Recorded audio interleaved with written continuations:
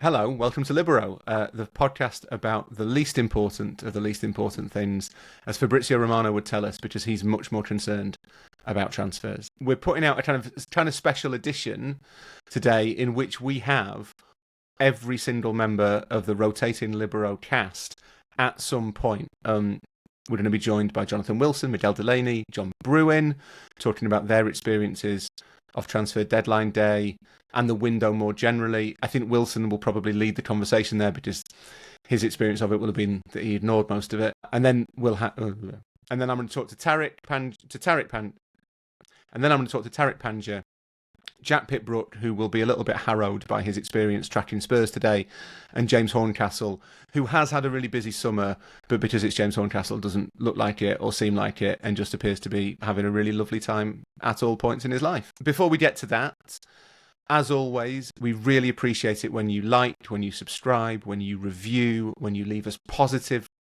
complimentary messages on Apple and YouTube and Spotify.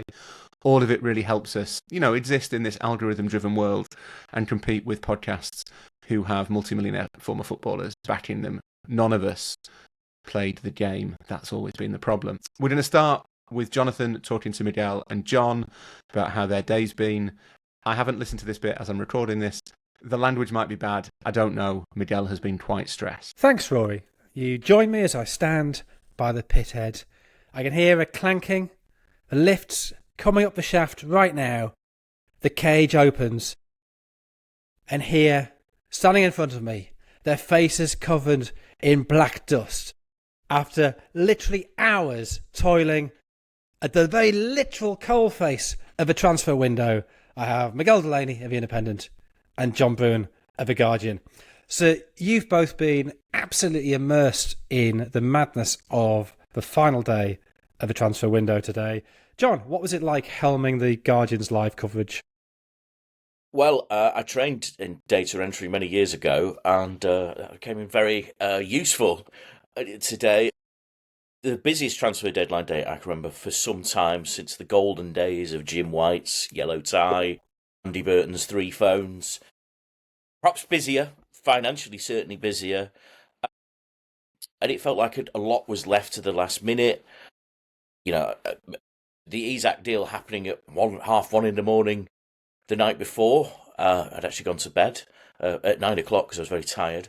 And then just the flow of stuff through the day, the Martinez to United, then off, then them signing a goalkeeper from Belgium, and then an awful lot of players heading to Strasbourg, a lot of players moving from Chelsea out, Ben Chilwell going to Strasbourg, Raheem Sterling, 2 years left on his contract. There's so much left loose and untied and messy, and that's it. It's been a messy window, hasn't it? And it feels like so many clubs have just tried to spend as much as they can towards the end of the window, almost as if they're trying to meet PSR demands. And then you've had Villa panic last day, and talking to Miguel earlier, how many clubs were panicking at one time, Miguel? It was like... I mean, there was frenetic activity, I think, at least half the Premier League clubs.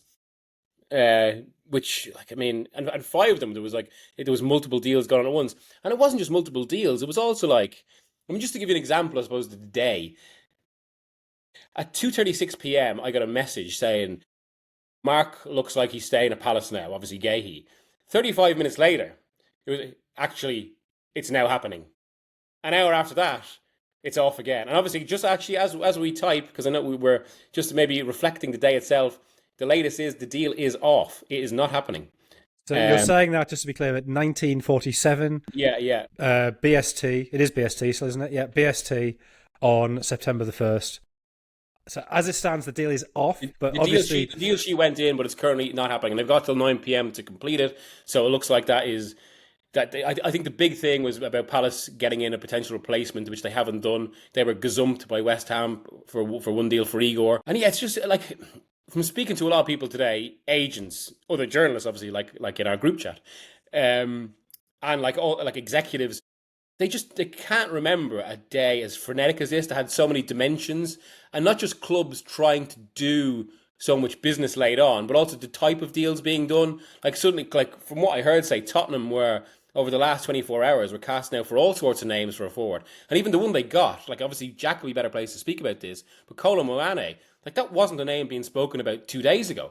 Like I heard they went in for Rafael Leao yesterday, but they were quoted €100 million from Milan. And I suppose, I mean, you mentioned the pit, and obviously absolutely no one is going to cry for journalists. There have been moments today where I felt like tears. So I got the train home from Liverpool last night, and yesterday was actually expected to be busy, but it wasn't that busy. And as you know, that last train home from Liverpool to London is just over 3 hours. And I actually ended up not having that much to do. And I was kind of, hoping I could do something to get stuff out of the way, to write. Then, of course, as soon as I step off at Euston, just around midnight, it comes true, Isak is happening. So I was up till about 3:40 a.m. last night working on that. And then got a call at 7 a.m. this morning about, because it all started and kicked off. And you know what it's like in those situations, and people who have real jobs will especially know what it's like. But once you're kind of in on those sort of things, and you're getting messages through, and sort of like your brain is suddenly active, like you're basically up. So I've been in this kind of, this sort of mental state for most of the day. And even like between 12 and 3 o'clock, when the Gahey thing was even getting its most intense, I wanted to go for lunch, and as Jonathan knows, he lives near me. There's a few nice little kind of cafes I have here, my speciality places for lunch. Never actually got to go to them because the time I managed to get away from my phone 3 hours later, they're all closed. Sorry, can we speak to your speciality place for lunch? Are basically people who melt cheese on bread. That's it. It's just different types of melted cheese on bread. I know. I like Puccio's, the Italian place. There's a great banh mi place up the road as well. No cheese there. Did you have a nice lunch, John? I had a bacon sandwich. Yes, it was very nice. Just the wrong sort of. It was actually around that time, wasn't it? 11 till 3 that suddenly stuff kicked into gear. It's funny, isn't it? Like, what's amusing, of course, is that the Isak deal is done. Suddenly, Wissa is triggered. And then, Newcastle, having taken in 130 million or 125 million, depending on which journalist you believe, they've spent the money already. The money's come in, it's gone out. And that's the transfer business, isn't it, at the moment? It's just money in, money out. You made this market. Well, you made this comparison many years ago, Miguel. I thought it was a good one. It's like running an airline.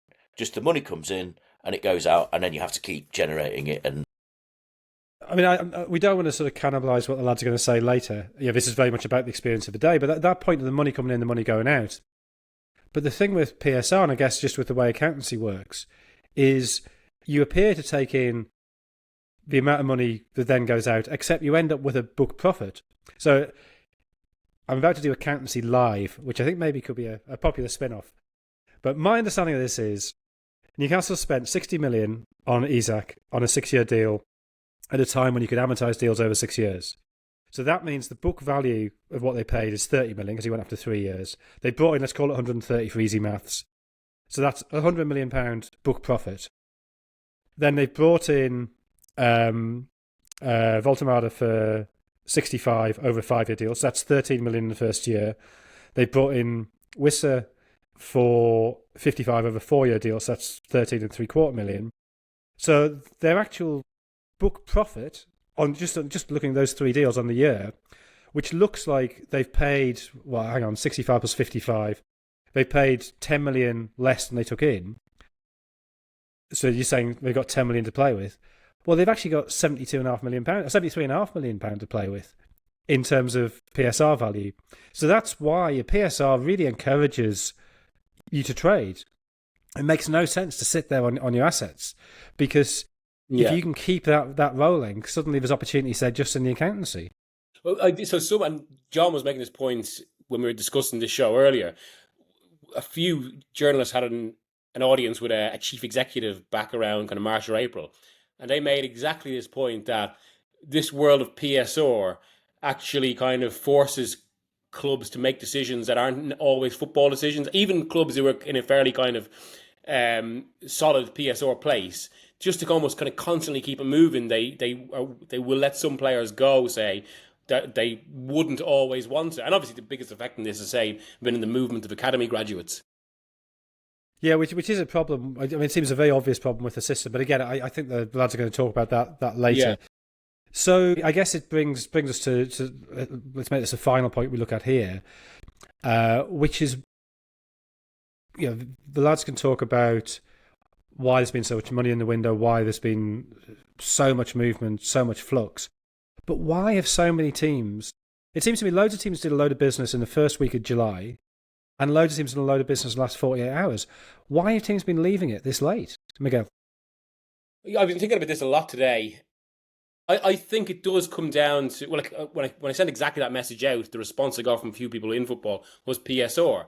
And I think it is because there's much more of a kind of cause and effect aspect to transfer deals, and clubs are so conscious of basically, right, we're not going to bring in this player until this is done, or vice versa. I think so it's like chains with property. Yeah. You have to wait for other people to do it, and then Exactly, I suppose. But I have to say, I'm sometimes baffled by this. Say even the Isaac situation, given it does feel like there's an element of just, I suppose, vintage posturing to it when it goes that late, and then eventually, of course, what any deadline does, as we well know from journalism, it just basically forces a reckoning. And some people go early with the reckoning. That's the problem, isn't it? For certain people, this is the thing, isn't it? It's a facile point, but money is spoken really in every deal that's been done, even more than it ever has. And the Isaac deal. Remember the Newcastle statement from 10 days ago, whatever, saying the conditions weren't met. What were the conditions? The conditions were the money. Yeah. Once Liverpool came up with the money, which, as Jonathan and I discussed earlier, was between 150 million and 110 million, was 130 million, a deal is done. And that is the art of the deal. But, I mean, and given we're talking about money, there's obviously the other element to this that we've spoken about a lot. Jonathan has spoken about the kind of around the era of ownership. Like, from what we're hearing, that ultimately came down to ownership, that deal. That's what, like, FSG have a relationship with PIF going back to Live Golf, and obviously the fact that what they both are, a capitalist fund and a sovereign wealth fund.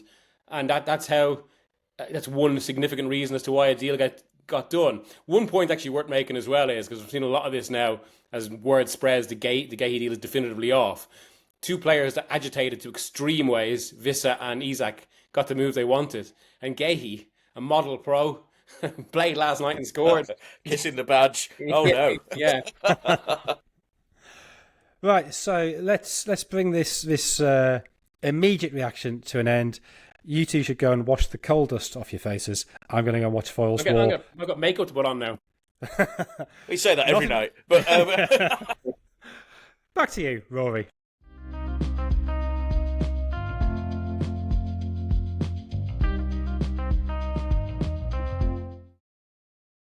Thank you, Jonathan. So I think, like, mathematically, we are within our rights to say this has been an unusually big window. I haven't done the exact calculations yet, but the Premier League teams are around 3 billion quid committed, somewhere in that region. I think the previous high watermark, and I know we all celebrate the amount of money they all spend together, was 2.5 billion. So look, this is 500 million pounds better than the last best transfer window.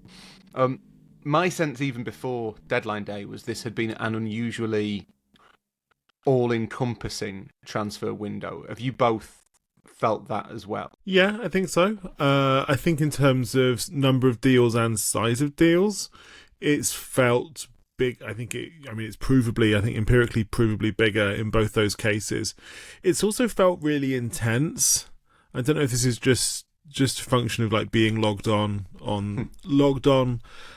during the course of it in a summer where there's been a Club World Cup and a Women's Euros. There hasn't been, a major men's international competition. But from minute one, it's just felt like the most important thing in the whole world to so many people.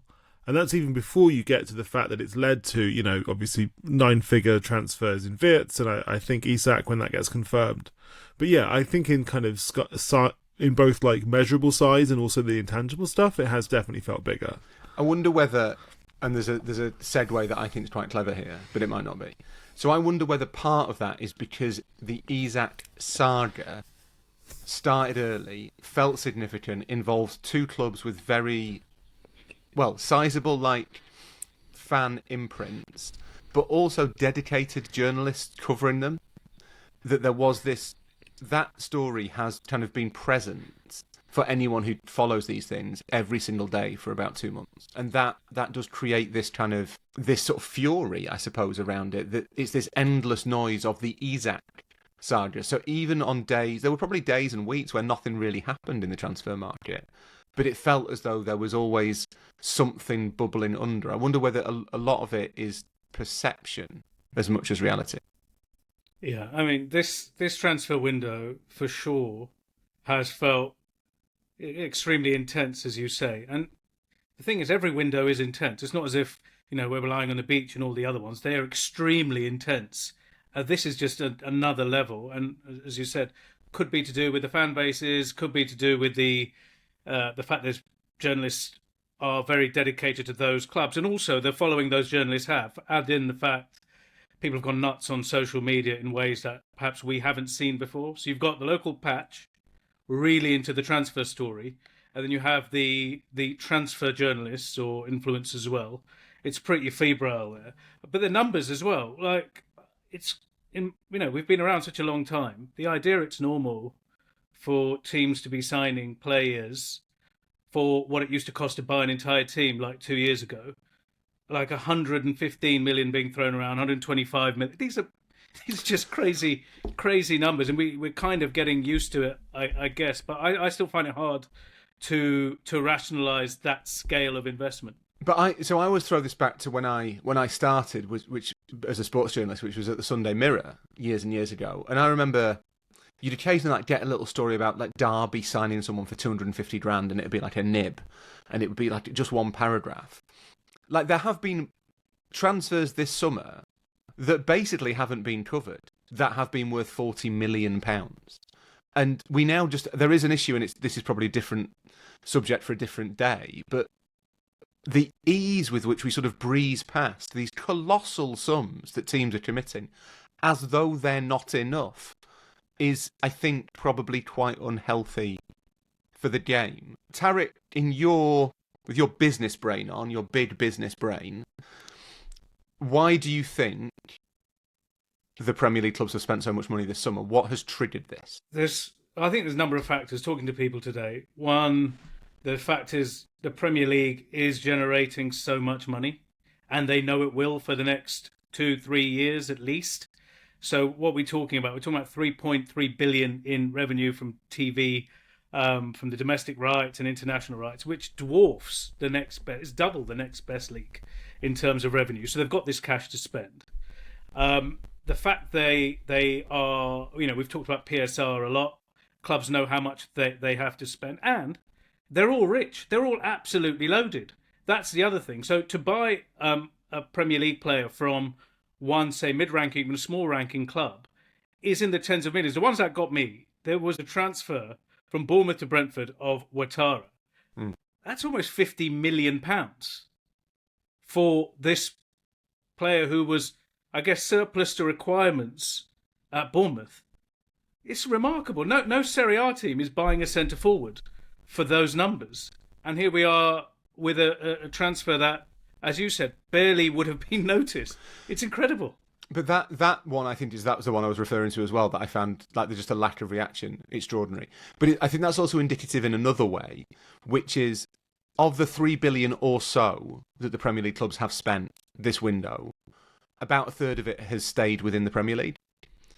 And some of that is lost in agents' fees and solidarity payments and all the other various things. And obviously wages are a whole separate thing. But it seems increasingly as though particularly the top 8 teams in the Premier League really place a value, a premium on Premier League experience. And it's kind of a fun journalist game to kind of try and figure out where is the Premier League recruiting from, because that tends to indicate kind of the stylistic direction of the league. But increasingly it looks an awful lot like the clubs of the Premier League think the only thing you can truly rely on when you're spending your money is that they have already played in the Premier League. They seem to think now that they have become detached, unmoored from the rest of Europe because of the finances. And obviously, Jack, you'll have had a busy day doing Spurs stuff with Colin Moani and what have you. And they've made bid commitments outside the Premier League, but the first big deal they went for was Kudus.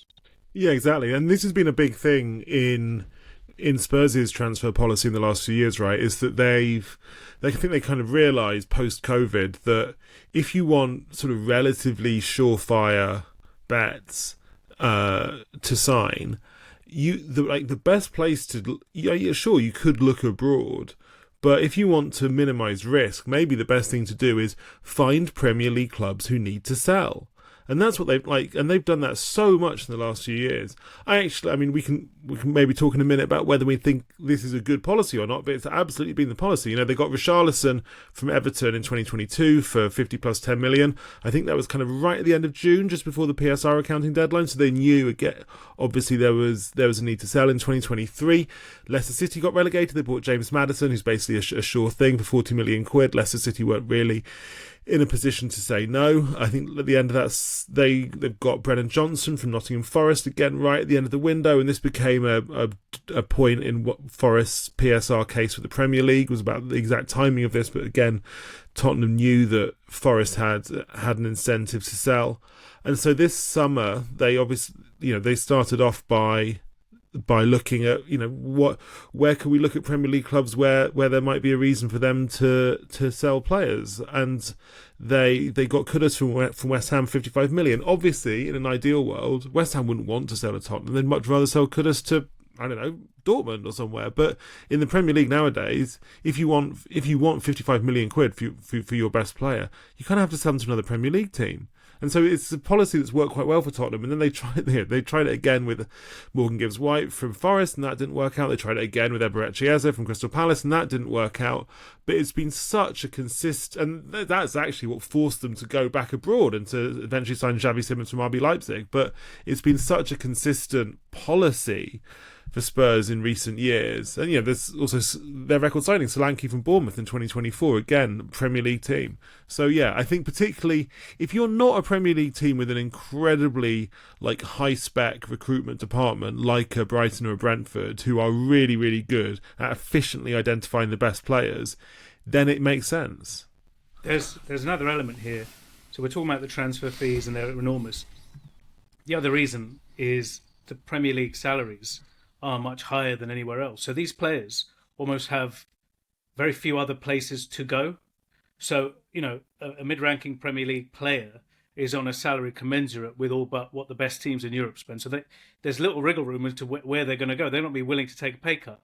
So you've got such a small market pool now for these guys. And don't forget, this summer we didn't have the Saudi bonanza either. That was fueling the market last year.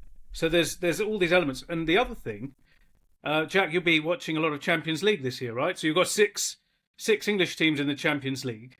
That's tens of millions more for those teams. It's incredible being a Premier League team at the moment. They are just pulling so far ahead. Not only is the domestic value so high, we've got more teams in the Champions League than anyone else. So do you mean I think there's kind of 2 points here, isn't there? The one is that the teams who are in the Champions League obviously have more money, but also the fact of having 5 rather than 4 places in the league before you get to, the possibility of more if an English team wins the Champions League means that the incentive is to go big, right? The incentive is to gamble, because why would you, of course you're going to take the risk on spending another £100 million on players if it increases your chances of getting in that top 5. And I think that leads us on nicely, Jack, so thank you. I think there are two, this isn't very Miguel, but I think there's 2 kind of footballing reasons that might explain why, or sort of more football related than just they're not big picture PSR things, but that might explain why so much money's been spent. One is at the bottom. So I think if you look at Leeds and Burnley, and particularly Sunderland, they've all come up and had a go, and it does seem to have been the summer in which the promoted teams have decided the correct model for survival is the Forest Villa model. You don't come up and do what Luton did, which is accept the money as kind of the springboard for your future. You don't even do what Ipswich did, which was come up and try and build a Championship All-Star 11 and hope that that's good enough to survive. You come up and you blast money around at all, kind of at anyone you can get. And I think all three have had good starts. They've all won games, which is a promising beginning for the newly promoted sides. they've all recruited pretty well. Leeds have gone for this policy where you have to be 6'2" and 27, and that is what Leeds needed. I saw Burnley at Old Trafford on Saturday, and Uda Chukwu looked immediately like their best player for 30 million. Played for Southampton last season, but clearly a top-class footballer. And Sunderland, who signed Gertruida and Brian Bobby, I think, today, they've recruited really, really well as well. So that has contributed to the spend. And then at the other end of the table, at the top, and this is what you alluded to, Jack, I'm not sure I can remember a summer where all 6 members of the traditional big 6 all thought, let's go and spend some money. Ordinarily, 1 or 2 might, the 2 who've had disappointing seasons, but the others have always tended to be a little bit more kind of tweaking around the edges, adding here, adding there. Whereas Liverpool, the champions, have spent the better part of £500 million. United have done 200 million. City have done a load as well. They just did it early. Chelsea obviously always spend. Spurs must be up towards 200 million now. And Arsenal, I think, certainly until Isak went through, although as of the time of recording, it's not officially gone through. Arsenal, I think, had spent more net than Liverpool. So they have all really gone heavy at it. Why do we think that is? Well, those two, Liverpool in particular. So Liverpool, if you look, you've got to look at Liverpool in the round with the previous windows. So last year, hardly any money spent. Was it 10 million on Enrique Chiesa and a commitment for Mohamed Federico Ashley? Chiesa. I think if they'd bought an Enrico Chiesa, that would have been quite controversial. Been incredible. What a player. Yeah, so you obviously have almost 2 windows worth in this window with Liverpool, and I think the window the summer before that as well. But also, everyone's this does feel, Rory, you'd know more than Jack, because you follow them a lot closer. But in terms of the profile and in terms of the level, there's no surprises. They've gone for the very, very best at the very, very highest prices. That probably hasn't happened since Alisson Becker and Virgil van Dijk, and that only happened because of Felipe Coutinho, right? That was a very weird set of circumstances. That hasn't been repeated here. Yes, they've sold obviously quite well to raise the money. And my brother said you gave a very good explanation on the Isaac pod about how the financing of transfers work with amortization, etc. So if you might want to repeat that, he'll be very grateful. Yeah. No, I think what Liverpool, like you say, you've got to take it in the round a little bit, and I can be very boring about this, so I'll do it as quickly as possible. Liverpool have saved, basically. They've saved money, and they've saved PSR headroom, which is the phrase that we all apparently have to use for it. So they had the scope to do this stuff. Within that kind of Moneyball philosophy, there is always and has always been a thing where if you get sort of generation-defining talent available, you pay for it. You pay the market rate. There's no such thing. I spoke to Billy Bean about this once. I think I did that story before. I have a limited fund of stories. But there's this thing where you don't.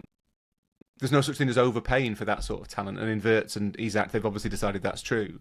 The other thing, and this is my slightly more kind of controversial belief of it, Liverpool won't just be thinking about this window. I think that the amount they've spent in the last 2 months will mean that next summer they start to balance the books a little bit. And my guess is, not a guess. I have no information for this whatsoever. I wonder if that means Mo Salah goes next summer.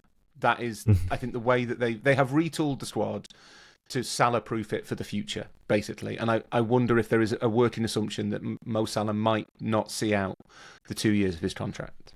Do you think there's also a possibility that, and I'm thinking specifically about Liverpool, Arsenal and Chelsea here, I think, but do you think it's possible that those clubs have looked at what's happened at Manchester City and seen a team that's very clearly in decline, that's done lots and lots of ins and outs in the transfer market, and it's really not clear how those all go, where there's question marks. I mean, Pep Guardiola is not going to be there forever, even though he did sign this new contract last season, and that's even before we get onto the 115 charges and all the associated stuff with that. But do you think that, given how dominant City have been in the Premier League really since 2017, that those teams are thinking, well, the Premier League is about to become a lot more winnable than it has been for a long time, for almost a decade, really. We've got to make sure that, particularly in 25, 26, 27, we are absolutely there. I think that's probably a huge part of it. I think the other thing that I think that to me is really interesting is I wonder how much Chelsea have redefined how teams look at transfers. It strikes me that the era when coaches wanted smaller squads, smaller kind of tighter squads, because they wanted to be able to get their message into players as best they can, that has been overtaken by the calendar. And everyone now is looking at Chelsea and thinking, you need a squad that can compete for 12 months a year across 48 competitions. Arsenal particularly are really deep now. They have real depth everywhere. And obviously, like, Noni Madueke is not as good as Bukayo Saka, but you can't have two players of the same quality. That doesn't work. But they've invested really heavily in making sure they've got options off the bench. Arsenal will endure this season in a way they haven't in previous years. And the other thing that I think Chelsea might have taught people is there is an element of gameplay to PSR that as long as you can keep selling, then you can keep spending. That's what Chelsea do. I think, I've just literally just said this on the radio, and it's maybe wrong. I think there's a tranche of players at Chelsea who aren't really there to play for Chelsea. They are there to be flipped every 12 months, every 24 months. You eke a bit of value out on the loan fees, and then you sell them. And I think what that has taught everybody else is that PSR is weighted so that you can keep spending money. It's encouraging you to spend money. That if they didn't want you to spend money, they'd have done it properly and said you have to balance the books. You don't. You get to amortise purchases across the length of a contract. And I think what Chelsea have done better than or certainly sooner than anybody, is work out that you don't just have to do that with teenagers who cost 500 grand. You can also do it with players who you signed from Rennes for £25 million, and it works much better. And I think everybody else has kind of learned that lesson. So you just reminded us, just on Chelsea, before I forget, was the fact that they had an extra transfer window here as well, and Chelsea were in that, as were Manchester City, and this is the Club World Cup window. It's, nearly 300 million was spent in this special transfer window as well, and that probably adds to the fact. But with the Chelsea thing, guys, it's is it that interesting for supporters of Chelsea, for example? Do you think they want their club to be, as Rory said, a kind of, it's like they're flipping apartments, but they're flipping these football players. This squad of random people who come and go. As a fan base, is that something you can buy into and enjoy, or does it matter as long as maybe they'll start winning at some point? Because it does feel a bit cold when we're talking about it this way. And if Chelsea are the blueprint and everybody else thinks this is what we're going to do, we're going to buy, a 22-year-old from Rennes and for 20 million and sell him for 25 next year. Is that good for football? Is that good for Chelsea and good for these other teams? I think that's probably quite a valuable philosophical question to end on. Tom, do you want me to do it?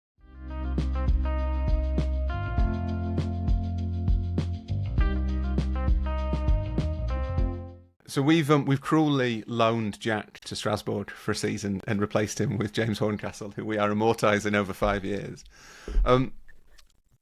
James, are you in Salzburg? Nice.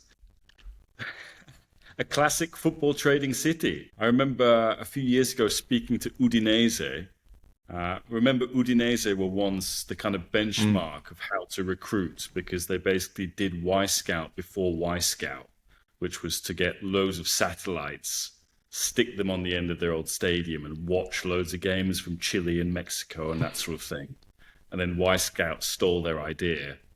And then remember Udinese, they bought Granada, they bought Watford, and then Red Bull came along and just said, we've got more money than you, we're going to do it better. We've got Salzburg, Leipzig, Bragantino, New York, and here we are. So, here where, to be honest, I haven't seen a lot of transfer business going on today. No, disappointing. You haven't been scouring the cobbled streets looking for deals being done for 20-year-old playmakers. But it's the fact you mentioned Udinese actually is this will make us look like we really thought this through and didn't just cobble it together at like 9:30 at night.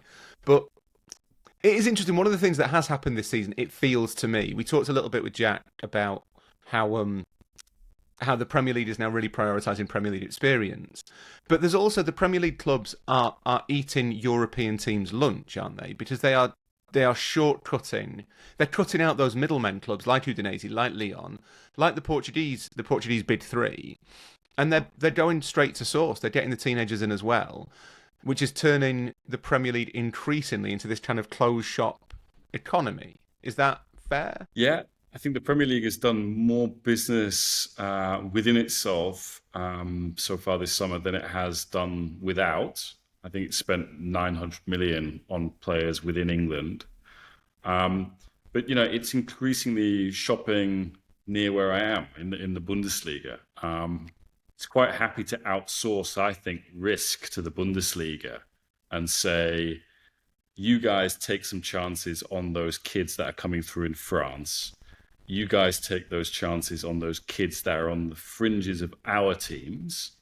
And in a year or two's time, we'll come and spend big on them. And so, yeah, the Premier League has spent 700 million on Bundesliga players so far this summer. For the 5 most expensive deals in the Premier League were Bundesliga players. You know, you kind of Wirtz's, Sesko's, your Voltemadas. There's one that escapes me. Ekitike, yeah. And I wonder why that is. Is that because the Premier League sees commonalities or more commonalities between itself and the Bundesliga than it does with other leagues in terms of what it wants from players, preparation of players, pressing, aerobic performance, high intensity? Is it because they can feel like they can do more business, better business with Bundesliga clubs because they feel like they're dealing with honest brokers? There's perhaps a greater kind of understanding. I don't think this is the Tim Steidten effect of Tim Steidten going to West Ham and making such a massive impact. I like the fact you've done that in a sort of semi-German accent. I like that. There was an accent.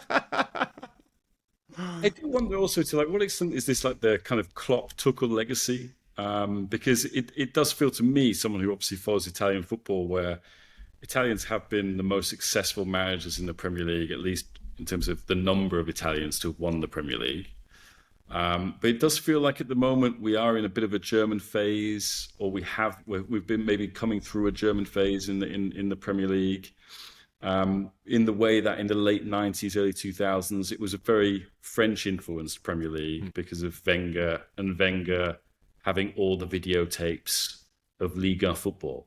But is it not, Tariq, do you not think that there's an element here where it kind of goes beyond that? Because everything James says is obviously completely right, but it strikes me, taking that like bird's eye view, that like the whole transfer market is now arranged in such a way that it funnels everyone to the Premier League. So like James says, like German teams buy French players.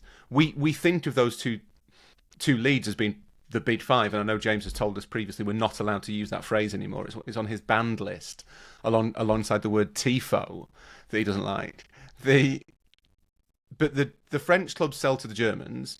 The best of those, Ekitike or the kids from Leipzig or whatever, they then move to England if they work out. And equally, I think if you looked at France, you could probably say that there are particular markets they're looking at. Obviously, largely just literally anyone in the suburbs of Paris, anyone that Julien Laurens can lay any sort of claim to.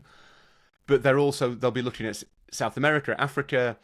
They'll be looking at Belgium and Portugal to get players from. This is all European football is now just a giant funnel to get the best players to the Premier League. That is the new pecking order. 100%, and this is James and I, we've discussed this before. This is why we had the Super League situation, right? We have the Premier League pulling everyone's talent away from them, and this is also why you have these players in dispute with their clubs as well, because the salary opportunities to earn big money is so large in the Premier League that this is where they have to end up if they think they're going to earn their worth. And the fact, this is how big it's been. The Hugo Ekitike, it almost feels like an afterthought to this window. But this is an £80 million centre forward that we're sort of we're able to kind of brush over because of the 115 one there and the 80. There's like about £80 million player sales here, and then the wages that follow. And James, the number you said the Premier League has spent 700. You said the Bundesliga has received £700 million. Did you say from the Premier League? Now, if you put that in the context of what the Bundesliga have spent, the Bundesliga spent about 800 million. So almost everything the Bundesliga has spent has come from earning from the Premier League, and that is what is fueling everything else. La Liga, for example, it's incredible the differential. Rory said we're almost going to hit £3 billion here in the Premier League this summer. I think La Liga is nearly £500,000, and we're at scales that are so different from each other, aren't we? But that's really interesting, because that would indicate, and maybe correlation isn't causation, but that would suggest that part of the reason that La Liga can't spend is because the Premier League has stopped shopping in La Liga. So the Premier League not only takes the best players, it determines which other teams can strengthen. Yeah, I think that's true. Also, one of the podcasts, or the series of podcasts that we did that attracted the most engagement, were about PSR. As if PSR or cost controls are exclusively Premier League phenomenon. And instead, Javier Tebas, the La Liga president, has been very firm in introducing these kind of salary control limits, which have stopped Barcelona spending like drunken sailors. So, if you look at Barcelona in the last two transfer windows, their net spend on average has been between 5 and 10 million. Barcelona, okay. They couldn't sign Nico Williams from Athletic Club de Bilbao earlier in the summer. So what do? They have to loan Marcus Rashford because they can't sign a player. And then if Barcelona are kind of the most prominent tip on this iceberg, if you like, Sevilla, Sevilla, which used to be the club that everybody looked at as the model for player trading, Sevilla have tried signing players, and they haven't been able to register any until game week 3 of the La Liga season. They're only now basically, okay, those guys that we've got waiting there, only now can they come in because we've made the sales that will allow us to basically sign them. Similar with Getafe as well. You then look at Liga, okay? I think Liga has made the biggest profit of the top 5 leagues. That I don't like saying that, but for the purposes needs must as the devil drives, yeah. I will use. But Liga, there are clubs there like Monaco have made 100 million profit in the transfer window, and they've sold Ben Seguir to Eric Ten Hag. Oh, it's not Eric Ten Hag's Leverkusen because he's been sacked already. But they haven't really sold big names like the other kids. Like they've got Akliouche, for example. They've sold Embolo. They've sold Singo to Galatasaray. Who've spent more than 100 million. But the point I'm making about Ligue 1 is Ligue 1's TV deals crashed, and so these clubs, even though they've got some money in from the Premier League, they're not really spending it because they're like, actually, we need that money not to invest back in our teams, but to invest in our infrastructure and our operating costs, because that TV revenue isn't there anymore. So I think that's a really interesting kind of stressor, again, on the market, which plays to the Premier League's advantage. Yeah, Ligue 1 in a way is, we thought in the summer before that, is broke. The TV deals have collapsed to a level that these teams are fighting for their lives. If the next one goes wrong, we're going to see serious problems, like structural problems, with not one or two, but a lot of teams in France. They haven't got a penny to rub together when it comes to buying footballers this summer. So you have that situation. But what I was wondering, James, you get some stick as well when you say that the Premier League, they've got the best players. Most of the best players in the world are going to be there. What's that going to tell us about the European season coming forward? This season we've got the Champions League draw we've had, the Europa League draw we've had. Is this the summer, or is this the season, where that's going to come to the fore now? Because we've talked about it before, and then everyone said, "Well, look, the finals are not English teams." We had Paris Saint-Germain Inter in the Champions League final last season, but it was instructed that we had Manchester United and Tottenham in the Europa League final. This year, we've seen a Premier League flex when it comes to spending like we've not seen before, and the others really not spend, by and large. What's that foreshadowing? Not to put you on the spot, man, for the season ahead. Well, I think if we look at the overall context of even the last 5 years, the King Canute that is holding back the tide is Real Madrid. And Real Madrid have been able to hold back that tide, be it kind of just Carlo Ancelotti's mysticism, and Carlo's gone now, and their ability to attract players who everybody wants to play for Real Madrid. People will leave Liverpool and Manchester United to go to play for Real Madrid. People won't leave Real Madrid to go and play for Liverpool or Man United. But I think aside from Madrid's exceptionalism, and let's say the corporate prowess of Bayern Munich, the economic writing is on the wall. It's going to be very difficult for these teams to compete, unless, for example, the most powerful thing. I can't remember what the line from Inception is. The most powerful thing or most contagious thing in the world is an idea. You need, an idea is ultimately more powerful than money. And you need the next great coach. You need to rely increasingly on your academy to produce the next big thing. But which club is going to be able to retain that player now outside of England? Madrid can. I think it's very interesting with Barcelona, with Lamine Yamal. Like, they're lucky he's come along. But, if he has a similar trajectory to Messi, where, let's say he wins the Ballon d'Or, he expects a bigger contract. Are Barcelona going to be in a position where they can basically keep re-upping with Lamine Yamal? So I think Europe finds itself in a very difficult position.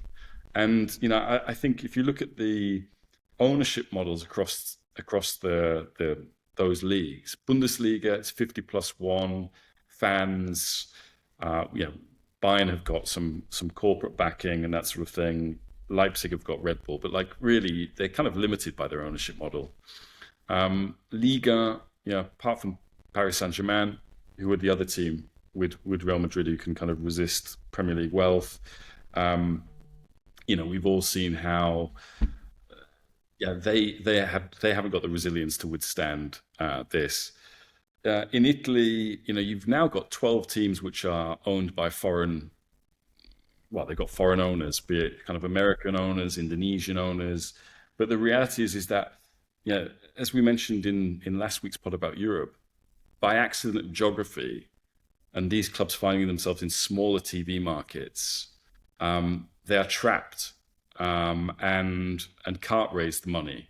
And I think you've probably already discussed this, but I think one of the big reasons why the Premier League has gone on this incredible spending spree this summer is because this season marks the first year of the new 3-year cycle of Premier League foreign TV rights money, which has eclipsed domestic TV rights revenue, and Premier League domestic TV rights revenue already kind of eclipsed everybody else's combined. And so we are looking at our league, the original Super League, the original breakaway league that left the Football League to set up the Premier League, that killed the Super League, essentially to sort of defend itself, is the Super League by another name. And it's difficult to anticipate in the long term a league genuinely rivaling the Premier League clubs or clubs outside Madrid, PSG. I think even Bayern are going to be increasingly challenged. Just for the scale again, so that's Serie A, Bundesliga, and La Liga. if you add all three of the total spends up, you do not get to what the Premier League has spent this summer. There's no point counting France because Horny's explained why, it has imploded. But then the other thing I was thinking, Rory, have these teams improved markedly? Like, you look at Liverpool and you think they didn't get that defender they wanted. Are they much stronger than they were when they won the league last season? I know what you mean. I think with Liverpool it's difficult because they have signed two players who, I mean, Wirtz there's been little glimpses so far, but he's not. I thought he was really good in the second half against Arsenal. I think he was quite good in the Community Shield, but he's not kind of blazed into the Premier League like a comet. And Isak, you kind of assume he will hit the ground running, but that will take a little bit of time. I know what you mean with some of the others. They've spent an awful lot of money to get maybe a bit better. Not really. I don't know whether Arsenal's. I'll probably be proven wrong when they walked to the Premier League title now, but I don't know whether Arsenal are a vast amount better. They've got more depth, but then should you be spending 250 million quid to get more depth? That seems like a weird. That's like a weird thing to happen. I know. I wonder whether a lot of it is to do with you have to spend, because if you don't spend, you're standing still, and if you're standing still, you're falling behind. I think that's the logic. The TV rights is a really interesting point that hadn't occurred to me. I think the other thing that a couple of people have said to me kind of triggered it was that there was always this sense from early on that because Liverpool were going to do Isak, there was liquidity in the market, that lots of people felt, right, there will be money sloshing around. We can do stuff, let's go. And I think that has maybe led to a bit of the frenzy. I also, another of my abiding beliefs is that if you give clubs a guideline, they'll see it as a target. So, in the PSR allowance, it's 110 million over 3 years. The clubs all took that, not as we better not lose any money, lads, but they took it as, let's see how close we can get to that figure so that we can spend all that money. And I do wonder whether PSR has given them a thing of knowing, right, this is exactly how much you can spend. And the people who are in charge of transfers are going like, right, well, that's what we've got, so let's spend it. Let's crack on. But what I wanted to end on, James, with you, conscious we're going to let producer Tom sleep, how is this seen in Europe? Because we are seeing increasing kind of refugees from the Premier League going across on small planes to get to foreign clubs. It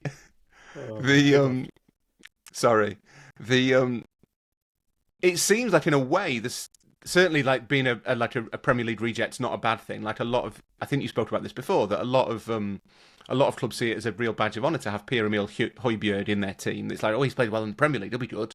Is there resentment towards the Premier League? Is there a building, even if it's just in Italy, a building sense of, hang on, this is a bit shit, isn't it? Because the Premier League's just sort of destroying everything in its path. Is that sentiment? Does it exist, or is there kind of is it more that people are resigned to it, or are they grateful? Are they grateful that we, the British, are funding their football league? Well, remember last week, Brewin was talking about football in Holland and how the Eredivisie basically sees itself as its own thing. It's like, this is what we're interested in. We're not trying to compete with anybody else. We're just trying to put on as good football, as good clubs for our Dutch local fans. Okay, and Honigstein's made the same argument about the Bundesliga, that it doesn't really measure itself against anybody else. It just wants to be a good ecosystem for local Germans. I mean, in Italy, it's interesting because whenever a team wipes the floor of an Italian side in the way that PSG did in the Champions League final against Inter, or whenever they come up against Premier League teams and lose, what they say is, oh, God, what we really need to do is, they've got all these young players and they're so energetic. We need to get back to producing young players. We need these academies, and we need increasingly these B teams, like Juventus Next Gen, Milan Futuro, Atalanta have another 23 team, Inter have one this year. And the hope is, okay, look, let's get these young players who can't bridge the gap between under-19 first-team football to play against men in the professional game in the third division, and fast-track them that way and improve our national team, but also produce players organically so that we don't have to pay for them, right? But the problem is that even if you were to come up with let's say, a generation of Barca-style talents that came through La Masia for that Pep team in 2008, the way football is set up now is you're not going to be able to hold on to those players. And those players are the ones that are better able to make you meet these bloody financial fair play rules because you get pure profit from them. So it's in that sense, like even the reaction, which it's not against the Premier League in terms of its model. There's this, I find, particularly from an Italian perspective, there's still a reverence about the business model. Oh, wow, look at those bright, brand new stadiums. They're all sold out. Look, there's a father and his wife and kids at the stadium. Amazing. There's no crumbling moat. There's no crumbling moat. You don't have to walk through a field to get to the stadium. So, like, there's this awe, really, rather than anger towards it. And, I do think just as much as we in England are self-interested and, if I'm not sort of elbowing a chat about Serie A into a conversation, we're mainly focused on the Premier League. I think all of these other leagues are focused on themselves most of the time anyway, unless it's a Champions League or World Cup. They're focused on themselves. And I guess the thing is that I suppose for the big five leagues, which we don't like, but those leagues, they do have to judge themselves against the Premier League every so often. Because at some point in the latter stages of the Champions League, they're going to run into them.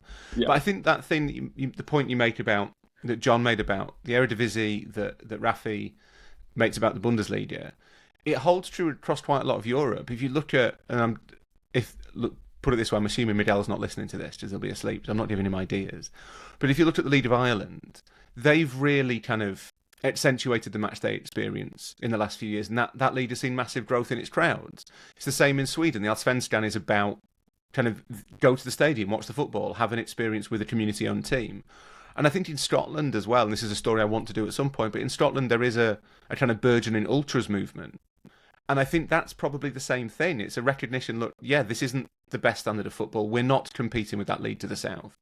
We are our own thing, and it's much more about the experience of it rather than the passive consumption of it. And I wonder if that's the model for smaller countries, for smaller TV markets, it's whether the Italians and the Spanish, who still will, on some level, think, Real Madrid and Barcelona are not going to be like, well, do you know what, guys, we just can't get to grips with Tottenham Hotspur.